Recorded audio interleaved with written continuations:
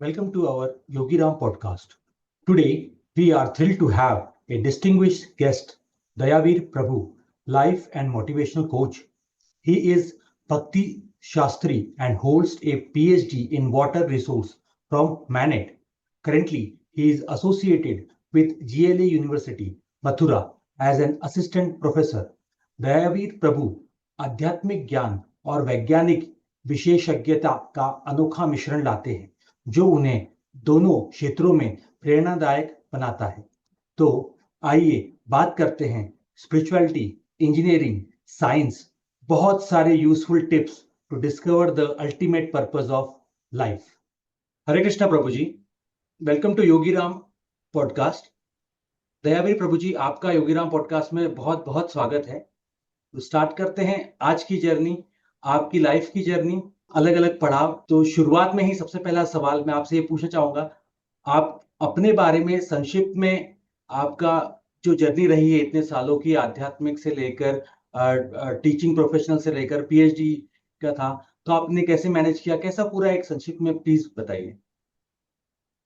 हरे कृष्णा। योगेश जी, आपका बहुत बहुत धन्यवाद। सर्वप्रथम मैं आपको बधाई देना चाहूंगा कि आपने इतना सुंदर कार्यक्रम जो है उसकी शुरुआत की है, जिसके माध्यम से हमारे जैसे लोग जो हैं अपने एक्सपीरियंस को अपने युवाओं के लिए, युवा पीढ़ियों के लिए शेयर कर सकते हैं। तो और यहाँ तक मैं तो आपको अनेक सालों से जानता हूँ, और आप जो इतने कर्मठ हैं, कर्मयोगी हैं, आपको बहुत बहुत साधुवाद। और अपने बारे में यही कह सकता हूँ कि मैं जो कुछ भी हूँ अपने गुरु महाराज और हमारे जो सीनियर लोग हैं उनके कारण हूँ। मेरा जो जन्म है बहुत ही साधारण परिवार में हुआ, यूपी के उत्तर प्रदेश के देवरिया जिला में। और वहां से फिर जो है हमारे दादाजी जो थे बोकारो में रहे, इलेक्ट्रिकल इंजीनियर थे। वहां से जो है मुझको थोड़ी बहुत प्रेरणा मिली भक्ति की, मेरे दादी के माध्यम से। और फिर धीरे धीरे जब मैं एनआईटी जमशेदपुर में बीटेक करने आया तो वहां पर हमारे सीनियर मिले मुझको। उनका नाम उस समय तो नीरज था, लेकिन अभी वो धनबाद मंदिर के प्रेसिडेंट हैं, श्रीमान नाम प्रेम दास जी। उनका सानिध्य प्राप्त हुआ और उनके मार्गदर्शन में हमने जो है अपनी जर्नी की। और बीटेक ऑनर्स वहीं पे हुआ, सिविल इंजीनियरिंग में। फिर धीरे धीरे हमने एमटेक और पीएचडी भी करी एनआईटी भोपाल से। लेकिन भक्ति का जो मार्ग है वो उस पर हम लोग चलते रहे। और अन्य अन्य जो मंदिर हैं, इस्कॉन कलकत्ता के अलावा और भी मंदिर रहे, भोपाल में रहा मैं कुछ समय, कुछ भुवनेश्वर में। तो इन सब जगहों पर मुझको जो है आध्यात्मिक ज्ञान की प्राप्ति हुई। और साथ ही साथ मैंने सेवा भी किया, क्योंकि ऐसा कहते हैं कि अतः श्री कृष्ण नाम आदि ना भवेद ग्राह्यम इंद्रिय, सेवन मुखे ही जिह्वा दो स्वयं एव स्फूर्ति अधो। तो भगवान की जो लीलाएं हैं या उनके अनुग्रह हैं वो ऐसे प्राप्त नहीं हो पाते। लेकिन अगर हम अपनी सेवा में उनको लगा देते हैं, अपनी जिह्वा को भगवान की सेवा में हरिनाम जाप करने के लिए और भगवान का प्रसाद सेवन करने के लिए, तो भगवान जगन्नाथ जी की कृपा से हम अवश्य जो है उनको स्फुरित कर सकते हैं, प्राप्त कर सकते हैं। तो अभी मैं वर्तमान स्वरूप में यहाँ पे वृंदावन मथुरा में जीएलए यूनिवर्सिटी है, one of the top university है यूपी की, जहाँ पे मैं सहायक असिस्टेंट प्रोफेसर के रूप में कार्यरत हूँ सिविल इंजीनियरिंग डिपार्टमेंट में। और मेरा कर्मी नाम जो है डॉक्टर दीपक कुमार तिवारी, और आध्यात्मिक जो हमारे गुरु महाराज परम पूज्य राधा गोविंद दास गोस्वामी महाराज जी ने दिया है, दयावीर दास, उसके नाम से भी हमारे मित्र बंधु हमको जानते हैं। तो ये हमारा एक छोटा सा परिचय है योगेश जी आपके लिए, हमारी अभी तक की जो जर्नी रही है। धन्यवाद प्रभु जी। नेक्स्ट सवाल इसी से ही, was there a specific moment or experience in your life when you felt a strong calling to pursue spirituality more seriously? ऐसा वो क्षण, वो पल जब आप को लगा कि हाँ, अब भक्ति या इसमें जुड़ना बहुत कॉलिंग है, एक स्ट्रॉन्ग कॉलिंग आ रही थी आपको स्पिरिचुअलिटी की, वो क्षण प्लीज साझा करिए। बहुत बहुत धन्यवाद योगेश जी। अ, जब मैं थर्ड ईयर में था बीटेक के अपने, तो हम्म। एक एग्जाम चल रही थी, और उस समय एक बच्चा था बांग्लादेश का, वो भी था। लेकिन मेरे क्लास में था वो बच्चा। हुआ क्या उस बच्चे के साथ कि बच्चा मोबाइल लेके चीट कर रहा था ओहो। एग्जाम में, और उसकी मोबाइल छीन ली गई। और मिड हम्म। सेमेस्टर एग्जाम्स चल रहे थे, वो इलेक्ट्रिकल का बच्चा था, मैं सिविल में था, हम्म। मुझसे एक साल जूनियर। वो उस बच्चे ने इतना उसके मन में जो है भावना आई, ऐसी हीन भावना आई, वो बच्चा सीधे गया स्कूल में, अपने रूम में, और वहां पर उसने फांसी लगा ली। अरे बाप और रे। बांग्लादेश का बच्चा था, बहुत सीरियस कंडीशन था। बाप रे। और तब मैंने सोचा कि इस छोटी सी एक चीज के लिए, ये मिड सेमेस्टर एग्जाम है, कोई कुंभ का मेला तो है नहीं कि 12 साल बाद आएगा। हाँ, इस छोटी सी एक चीज के लिए देखिए, उसका माइंड जो है स्वीकार नहीं कर पाया अपनी हार हाँ। को लेकर के, या अगर उसने कुछ गलत किया है तो उस गलती को लेकर के स्वीकार नहीं कर पाया, और उसने जो है वहां पे तत्काल रूप से जो है फांसी लगा ली और मर गया। छोटी सी छोटी बातों के लिए व्यक्ति जो है अपने जीवन को दे दे रहे हैं। मैं फोर्थ ईयर मैं जब मैं अपने सेकेंड ईयर में था, तो फोर्थ ईयर के हमारे कुछ सीनियर जो हैं, कॉलेज का जो फाउंटेन होता है उसमें तीन हम्म। चार सीनियर्स, उनकी जॉब लगी थी, और उन्होंने बहुत ज्यादा ड्रिंक कर रखा था। ड्रिंक करके जो झरने में कूद गया, और झरने में जा रहा था करंट, और बाप करंट रे। से लग करके तीन चार सीनियर थे। दो सीनियर तो तत्काल मर गए, और तीसरा सीनियर जो है जाते जाते हॉस्पिटल जाते जाते मरा। तो मैंने सोचा कि जीवन कितना अनित्य है। हाँ, जीवन का कोई सार नहीं है।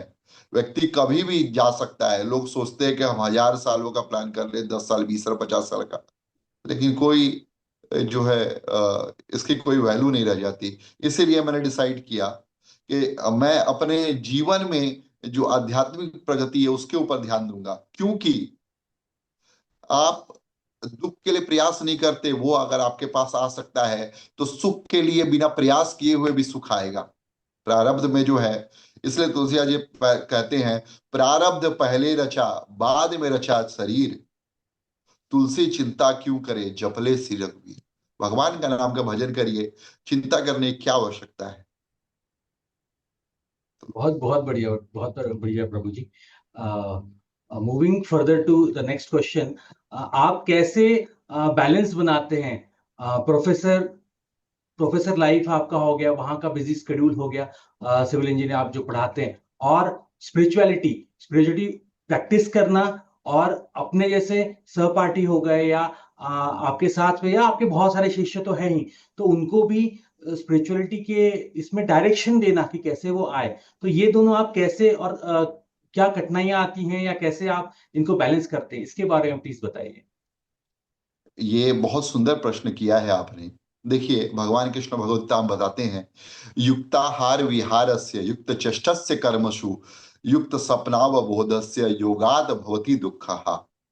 कि व्यक्ति अपने आहार को, अपने विचार को शुद्ध करे, किस समय पर सोना है, किस समय पर उठना है, इसके बारे में उसको ज्ञान हो। हम्म। और इस तरीके से अपने जीवन में जब वो योग योग का भाव लेकर के आता है, वही योग जो है उसको उसके दुख से निवारण कर देता है, उसकी मुक्ति कर देती है। तो जहां तक मेरे बैलेंस की बात है, स्पिरिचुअल लाइफ और मेरे एकेडमिक लाइफ में, जो मेरा प्रोफेशनल लाइफ है, उसके लिए आपको देखिए, अगर जंग पे जाना है, जंग के लड़ना है, तो मेरा सिपाही जो होता है, सैनिक जो होता है, वो हम्म। पहले से ही तैयारी करता है। इसीलिए हम्म। मेरी जो दिनचर्या है सवेरे 3 साढ़े 3 बजे से स्टार्ट हो जाती है, चालू हो जाती है। सवेरे उठना, भगवान का ध्यान करना, मेडिटेशन करना, फिर जाके स्नान करना, स्नान करके फिर पूजा पाठ आरती होती है, फिर भगवान के नाम का जाप होता है, फिर हम लोग जो है गुरु पूजा करते हैं, कीर्तन करते हैं, भागवत कथा सुनते हैं। उससे बुद्धि बहुत ही स्ट्रांग हो जाती है, और मन बहुत स्ट्रांग हो जाता है। फिर जब वर्क पे जाते हैं, तो वर्क का जो प्रोफेशनल काम होते हैं वो इतने इजी लगते हैं, आराम से हम लोग कर पाते हैं।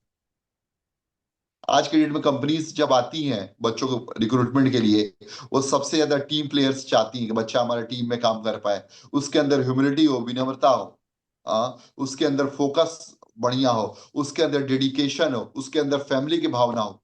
ये सारी चीजें जो है, हम लोग अगर स्पिरिचुअल तरीके से रहेंगे तो ऑटोमेटिकली ये क्वालिटीज डेवलप हो जाती है। तो इस तरीके से मैं अपने लाइफ को बैलेंस करता हूँ, अपनी स्पिरिचुअल एक्टिविटीज को मॉर्निंग फुलफिल करता हूँ, थ्रू आउट द डेज जो है मेरी प्रोफेशनल एक्टिविटीज होती हैं, फिर शाम को आकर के मैं अपने लिए भी टाइम देता हूँ।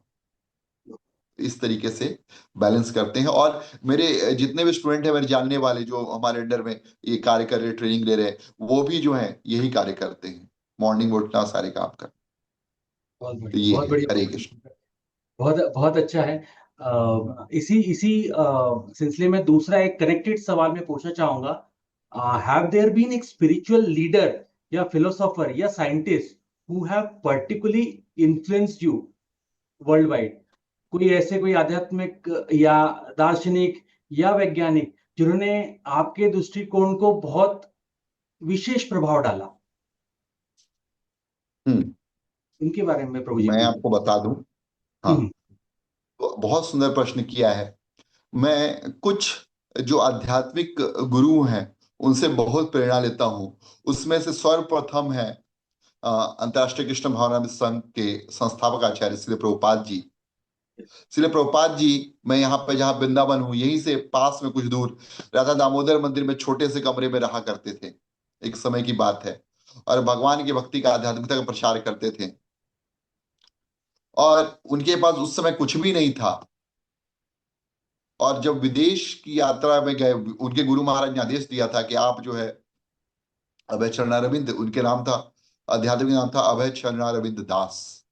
तो उनके गुरु महाराज कहते थे कि अभय चरणारविंद, जब भी तुमको अगर अवसर प्राप्त हो तो आप जो है अवश्य पाश्चात्य देशों में जाएं और वहां पर प्रचार करें।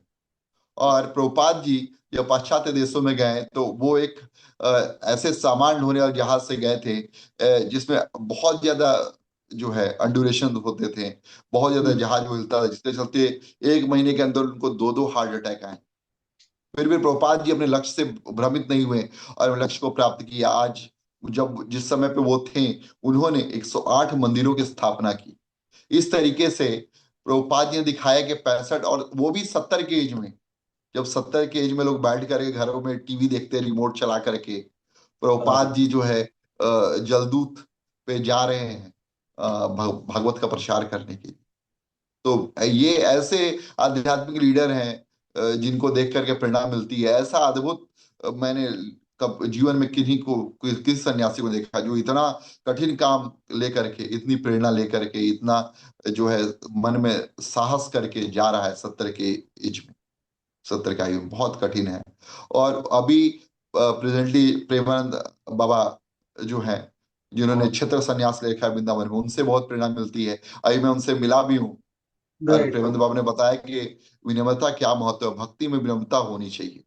जो व्यक्ति विनम्र नहीं है वो कभी भी भक्ति के मार्ग पर चल नहीं पाता, या अपने जीवन में नहीं चल पाता। वास्तविकता यही है। क्योंकि हम राइट। विनम्र होंगे नहीं, बड़े लोगों की बात मानेंगे नहीं, कृपा हमको मिलेगी नहीं, दुखों को हमको दुख झेलना पड़ेगा। बराबर। ये तो बात तो एकदम आपने सही बोली। जितने फल आते हैं पेड़ में उतना वो झुक जाता है, उतना ही वो लोगों को आसान करता है कि लोग उसके उससे जो भी सेवा बन पड़ती है, ये है, ये तो ले। ये तो आपने बहुत बहुत अच्छा दिया। और प्रेमानंद महाराज का भी दिया, तो they are ultimate guide, mentor तो है ही वो।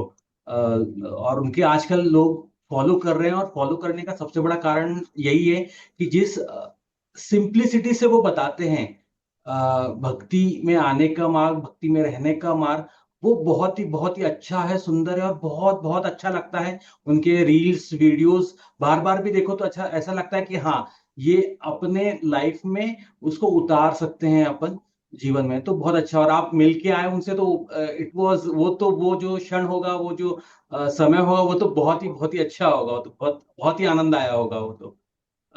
प्रभु जी, इसी इसमें आपने जैसे श्रील प्रभुपाद जी का जैसे आपने बताया, कोई पर्सनल मेंटर भी आपके जीवन में रहे होंगे स्पिरिचुअलिटी में, आध्यात्मक में, जिन्होंने आपका डायरेक्शन और थोड़ा सा ये क्या शार्पन किया है बोल लीजिए, या जो है मार्ग और थोड़ा सा और आकार दिया, तो ऐसे भी उनकी भी कोई स्टोरी हो तो प्लीज बताइए। ऐसे ऐसे तो कई लोग रहे हैं मेरे जीवन में। एक तो मेरे मेंटर हैं, और अभी मेरे काउंसलर भी हैं, श्रीमान प्रेम स्वरूप प्रभु। कोलकाता इस्कॉन मंदिर है, वहां पे गौशाला, गौशाला इस्कॉन गौशाला है कोलकाता में। वहां पे जो है प्रभु जी रह रहे हैं, प्रचार कर रहे हैं। और वो इतने सालों से अभी भी जो है संडे संडे जो है हमारी काउंसलर मीटिंग्स होती हैं, जिसमें प्रभु जी जो है गाइड करते हैं, इवन पर्सनली भी गाइड करते हैं। और प्रभु जी का एक इंसिडेंस मैं बताऊंगा। आईआईटी वो खड़गपुर से हैं। तो जब आईआईटी के दिनों में वो प्रभु जी तैयारी कर रहे थे आईआईटी में, हम्म। तो 5-5 6-6 घंटे बैठना पड़ता था। तो हम्म। उन्होंने मुझको एक बहुत सुंदर बात कही। उन्होंने कहा, दयावीर देखो, छोटी सी एक आईआईटी की सीट पाने के लिए 6-6 8-8 घंटे मेहनत करने पड़ते हैं, और तब जाके आईआईटी की सीट मिल जाती है। हम्म। तो सोचो, भगवान को पाने के लिए कितना मेहनत करना पड़ेगा। बहुत बढ़िया, बहुत और बढ़िया। अचानक मेरे जीवन में वो शौक आया कि रियली जो है, हम मैं एनआईटी से पढ़ा हुआ हूँ, एनआईटी से पढ़ने के लिए भी 4-4 5-5 घंटे हमको रोज पढ़ने पड़ते थे। तब जाके बराबर। हम कर पाए 5-5 6-6 8-8 घंटे, कई कई लोग तो 12-12 घंटे पढ़ते हैं। तो जिसको भगवान को पाना है उसको कितना मेहनत करना पड़ेगा। हाँ। बहुत बहुत तो सही है एकदम। ये उनके जीवन का एक अद्भुत मुझको प्रसंग लगा कि हम जो है इनसे प्रेरणा ले सकते। तो ये जी है प्रभु जी, प्रभु। मेरा नेक्स्ट क्वेश्चन भी इसी से ही आधारित है कि स्पिरिचुअल प्रैक्टिस कैसे इन्फ्लुएंस करती है, कैसे प्रभावित करती है प्रॉब्लम सॉल्विंग में। मैं ये जो कंटेक्स्ट है इसका मैं पता मतलब पूछना चाहूंगा कि ये आप कंटेक्स्ट जो है, जो इंजीनियरिंग के स्टूडेंट्स हैं, जो आपके स्टूडेंट्स हैं, कॉलेज के स्टूडेंट्स हैं, और अन्य भी जो भी विद्यार्थी हैं, सो स्पिरिचुअलिटी और स्पिरिचुअल प्रैक्टिस कैसे प्रभाव डालती है, पॉजिटिव प्रभाव डालती है और इफेक्टिव रहती है, कि जिससे और जो प्रॉब्लम सॉल्विंग जो है, नॉर्मल जो बंदा है, जो नॉर्मल जो पर्सन है, विदाउट स्पिरिचुअलिटी वो इतनी चीजें अच्छे से सॉल्व नहीं कर पाता, क्लियरेंस ऑफ माइंड बोल लीजिए, एकाग्रता बोल लीजिए। सो इसमें थोड़ा सा डिटेल में बताइए कैसे स्पिरिचुअल प्रैक्टिसेस प्रॉब्लम सॉल्विंग में इफेक्टिव हैं। अच्छा, आपको क्या लगता है कि ये जो मार्क जुकरबर्ग है, वो अमेरिका से जो है आज के इंडिया में आकर के नीम करौली बाबा के आश्रम जाते हैं? बराबर गए थे, नहीं, वो भी गए थे, बिल गेट्स भी गए थे, बराबर है। बिल गेट्स गए थे, स्टीव जॉब्स आप, गए थे। हाँ, इनसे प्रेमानंद महाराज स्टीव जी से जॉब्स भी गए मिले थे। थे, उनके लिए पूरा हाँ, सेटअप और वो भी उन्होंने किया नीम हुआ करौली है। बाबा से मिले हुए हैं। तो और बड़े बड़े नेता, इंदिरा गांधी, देवरबा बाबा हैं, उनसे जाके मिलते हैं। जितने बड़े बड़े लोग हैं, हाँ, जा करके साधु संतों के चरणों में गिरते हैं। विराट कोहली प्रेमानंद बाबा के पास आया था। बराबर। तो क्यों आते हैं?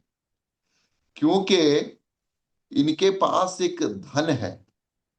क्या धन है?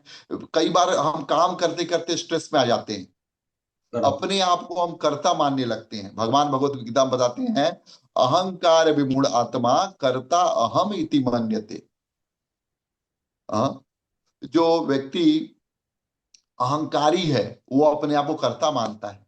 बराबर। कर्ता का भाव जब हमारे अंदर में आ जाता है, hypertension, sugar, BP, diabetes, heart attack, insomnia, ये सारी प्रॉब्लम्स आ जाती हैं। और इनके पास धन है, लेकिन वैराग्य का धन तो वैरागियों के पास ही होता है। हाँ?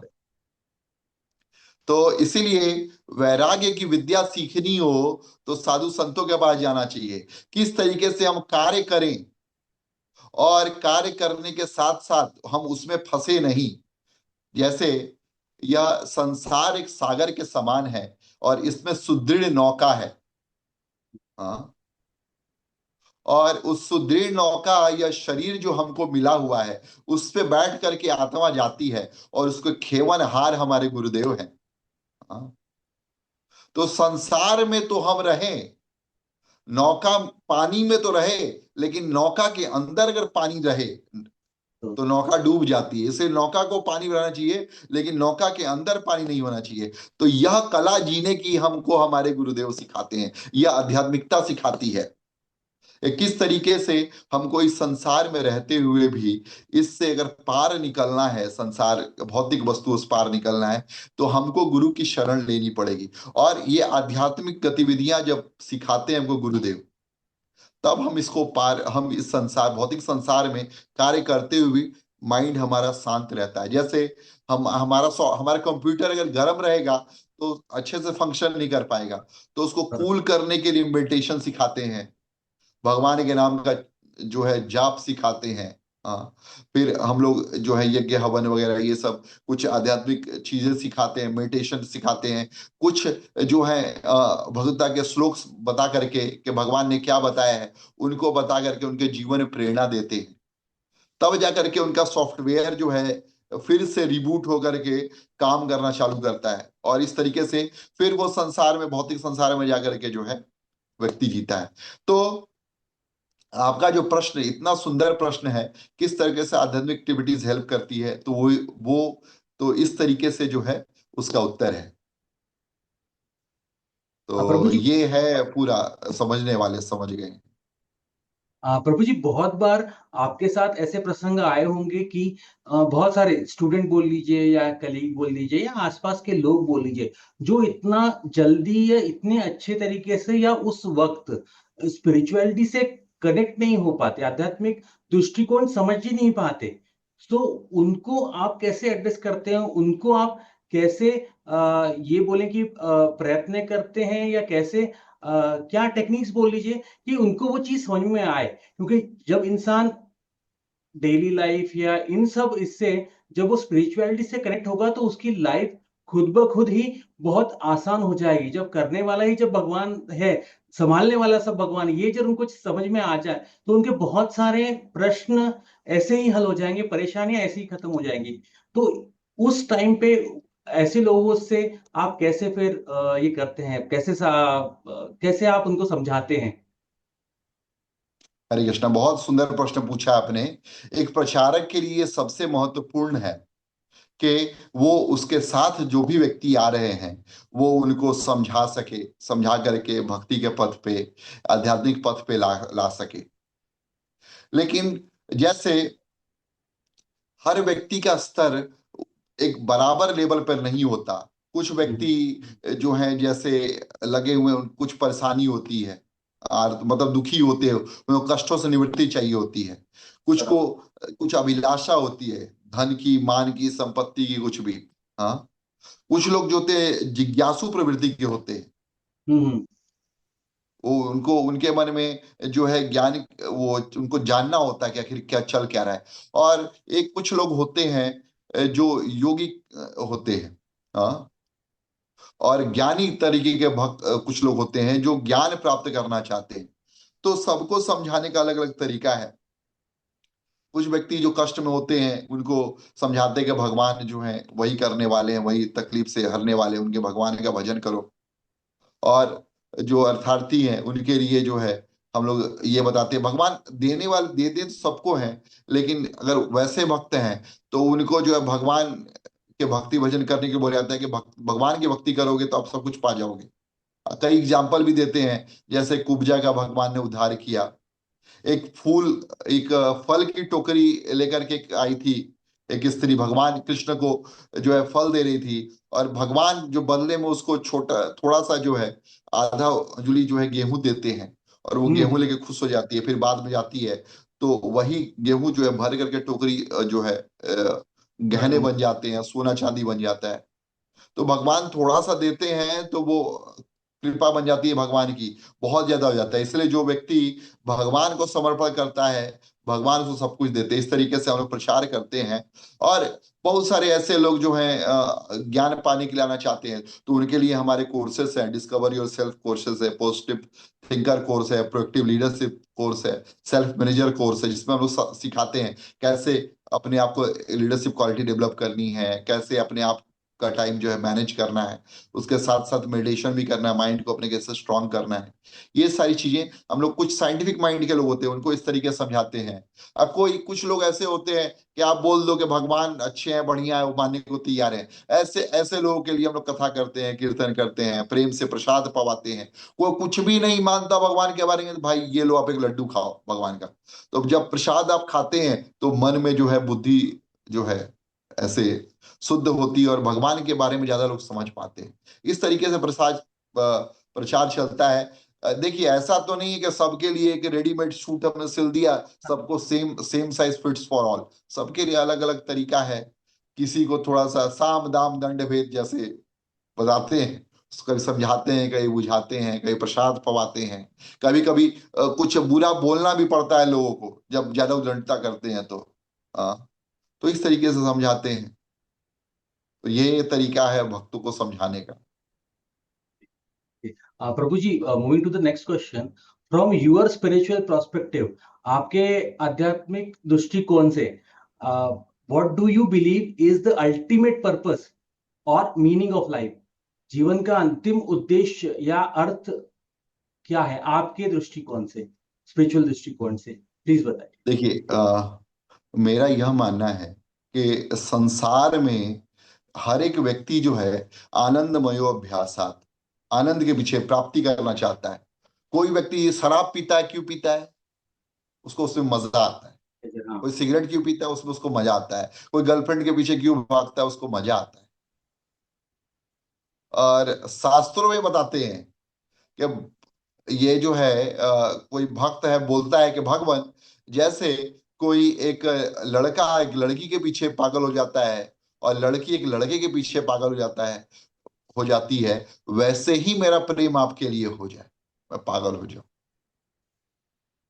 और तो और जो स्थिति हमारी है वैसी ही है कि हर व्यक्ति उस आनंद के पीछे, मजा के पीछे है। और आप देखिए जो ये आनंद है दूसरे को कुछ देने में, कुछ सेवा करने में। कोई व्यक्ति, उसको सब चीजें उसको दे दी जाए, वो व्यक्ति सुखी नहीं हो सकता कभी भी। लेकिन जब वो देता है तो ज्यादा सुखी हो जाता है। ये संसार का नियम है। इसीलिए हमको देने का प्रयास करना चाहिए। क्या देना चाहिए? सबको खुशी देने का प्रयास करना चाहिए। और धर्म अर्थ काम मोक्ष, ये चार पुरुषार्थ है हमारे। लेकिन पंचम पुरुषार्थ जो है वो चैतन्य महाप्रभु बताते हैं, प्रेम पुमार्थो महान।